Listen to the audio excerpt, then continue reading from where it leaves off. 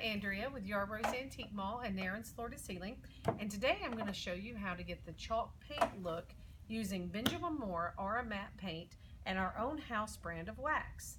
Now, the first thing we're going to do is find our furniture. I happen to have a lovely set of chairs here that just need a little something extra. So we're going to start by properly preparing our surface. Now, I know that the beauty of chalk paint is that you don't have to sand, you don't have to strip, and I absolutely agree with that.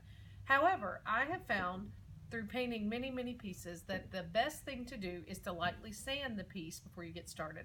That helps you get a more professional look with your paint finish.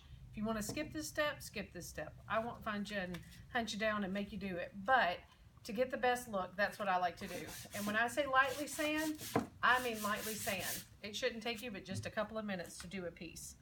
After you sand, you must clean your piece. Now, a good degreasing cleaner is all you need. We really like to use Spray 9. It cuts grease, but any cleaner that says it cuts grease is the way to go. And the reason you're doing this is because hands put oils on furniture.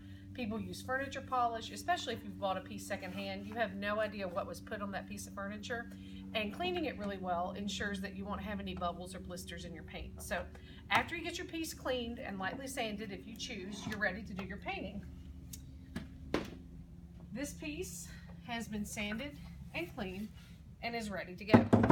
Now then, if you've got any residual dust or anything left on there, just give it a quick wipe off and you're ready. Like I said, we're using the Benjamin Moore Aura Matte Paint. Ounce for ounce, this is much less expensive than any of the chalk paints that I found on the market, and it performs so much better.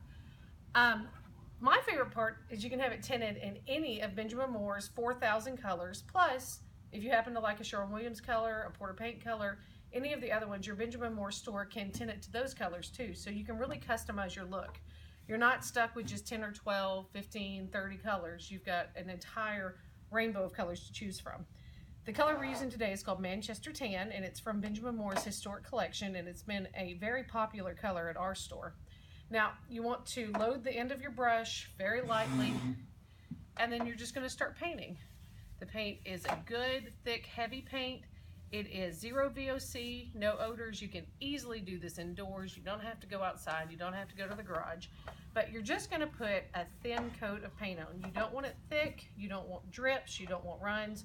You just want a thin coat of paint. It's going to look a little streaky, and that's okay because your second coat is going to finish it out. So just take your time, use a good brush, get the entire surface covered, and by the time you get to the end of the piece, you're going to be ready for your second coat. Second coat is going to level out beautifully, and it's going to leave you with this look. This chair has been completely painted and is ready to be waxed. There's a million different ways to do the wax. It's as different as everybody's fingerprint. What I'm going to do is show you my favorite way to do it.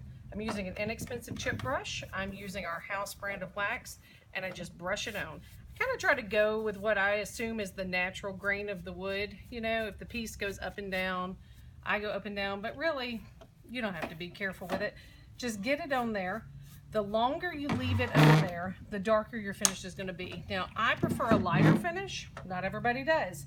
That's totally up to you. I totally recommend that you try the bottom, the back side, something that's not going to show the first time you wax, and see how long you want to leave it on there for the finish you want.